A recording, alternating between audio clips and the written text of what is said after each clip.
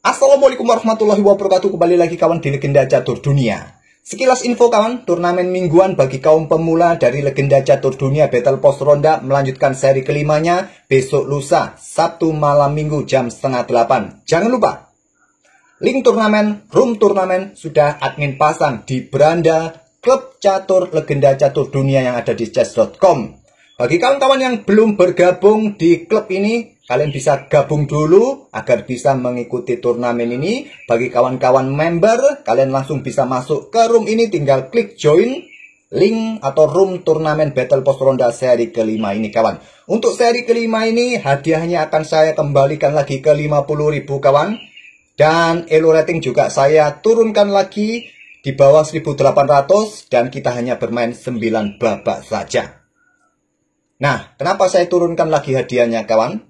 Ya, supaya hemat ya saldonya, supaya kita bisa membuat seri-seri turnamen berikutnya sebelum ada donatur baru.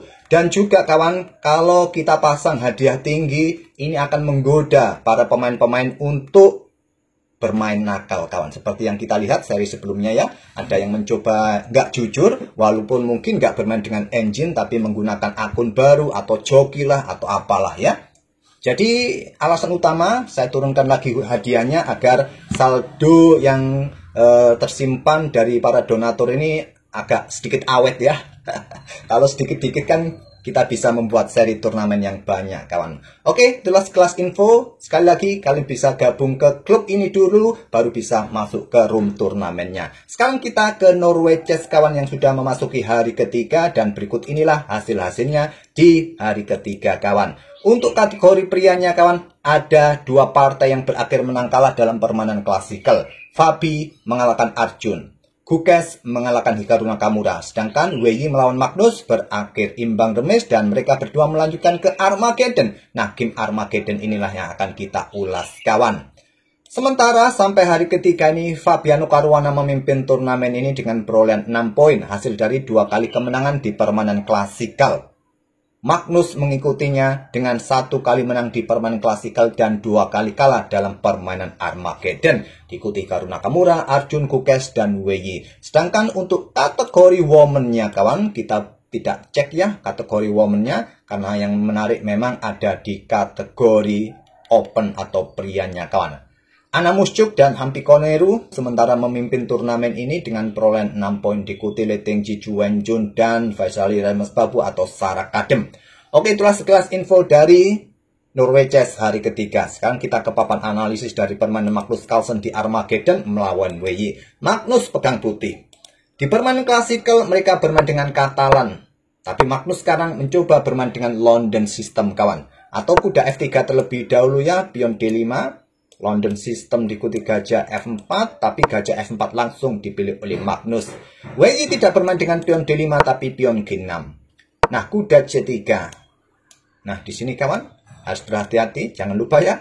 Wei dengan pion D5. Nah, pion E3 dilanjutkan Magnus. Kalaupun ada kuda B5, kalian masih punya kuda A6 proteksi. Ya, kuda mungkin akan mundur kembali. Memang bentuk provokasi untuk menempatkan kuda di tepi papan. Melakukan pergerakan seperti itu bisa kalian coba juga. Magnus dengan pion E3. Gajah G7. Selanjutnya pion H4. Magnus tak mau menunggu lama untuk membuat serangan kawan. Dia siap meluncurkan serangan badai pion sayap raja. Melihat kosongnya ruang sisi menteri, 2 perwira minor sisi menteri sudah berkembang, tinggal menteri naik dan mungkin rokade panjang akan dipilih oleh Magnus. Di sini dihentikan dengan pion H5 oleh Wei, kuda F3, Wei rokade, Magnus langsung tempatkan kuda ke E5. Ide yang sering kita lihat dalam permainan London kawan. Putih menempatkan kuda di peta E5 memang cukup menjengkelkan kuda seperti ini. Nah, Wei langsung membuat gebrakan counterplay dengan pengorbanan pion C5. Ditolak Magnus, menteri D2.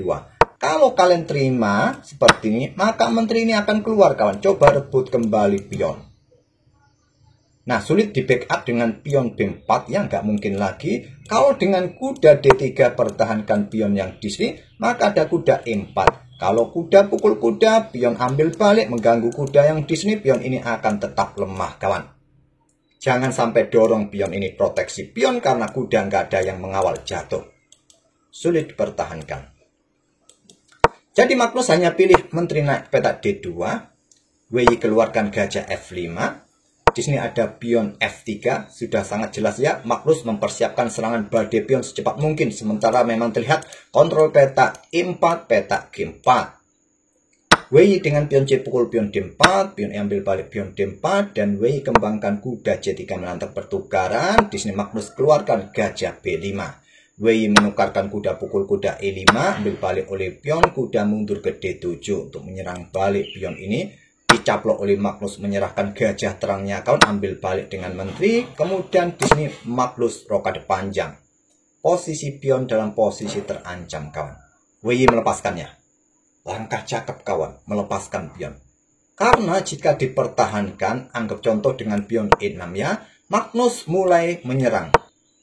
Nah, pion-pion ini akan siap didorong kawan. Sama, kalian mau pergerakan dengan anggap contoh benteng F ini yang digeser ke D8, tetap akan berani ambil pion ini ya, tetap akan berani. Jadi WI memilih melepaskan pion pusatnya, aktifkan benteng AC8. Magnus menteri ambil pion D5, langkah cakep, tapi balasan WI juga nggak kalah cakep dengan benteng meluncur sikat kuda C3. Langkah brilian kan, langkah brilian.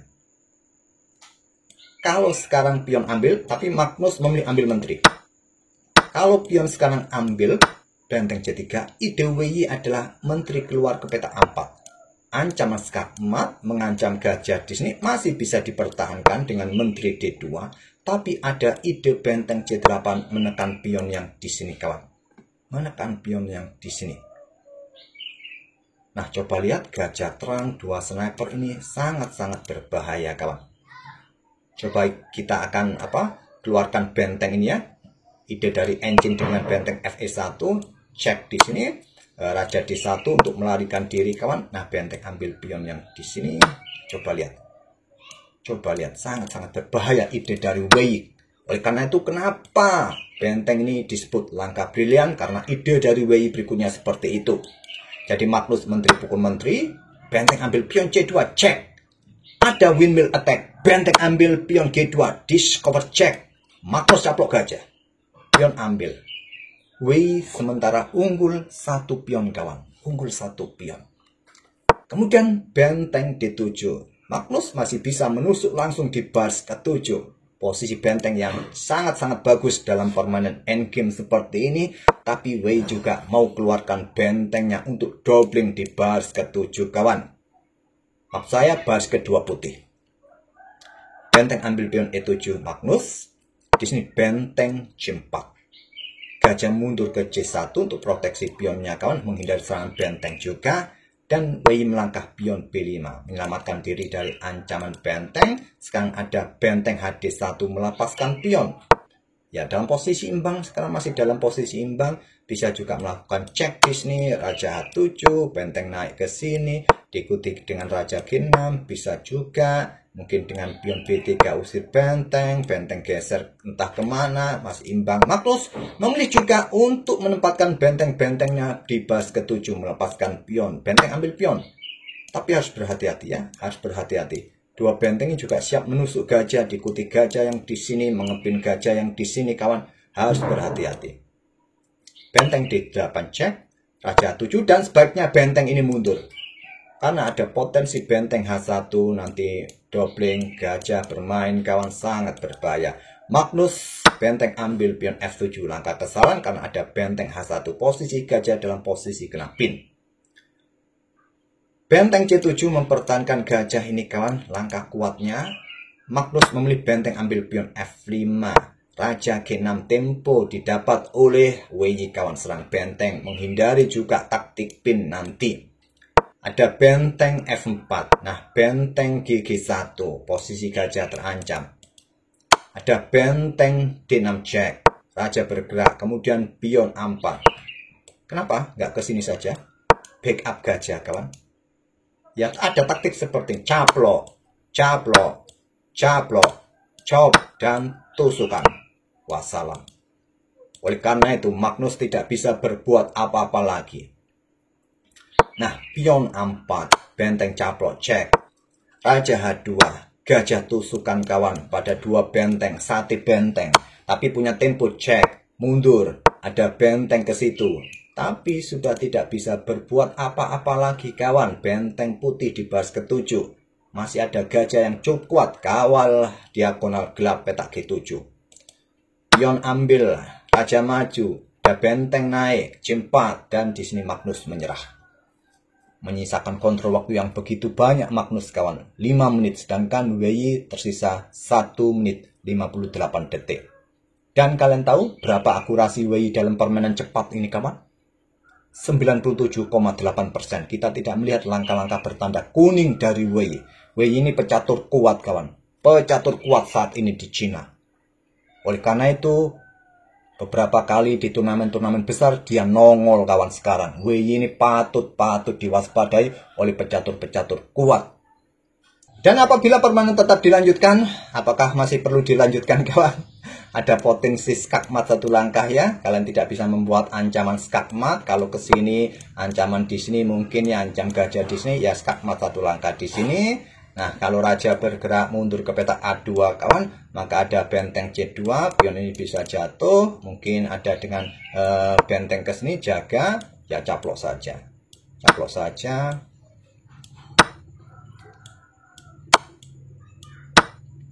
Nah, raja akan ambil benteng yang di sini ya. Oke, itulah kawan kekalahan Magnus kedua di hari ketiga oleh WY. Dan kalian tahu akurasi WY di game ini kawan sebesar 97,8%.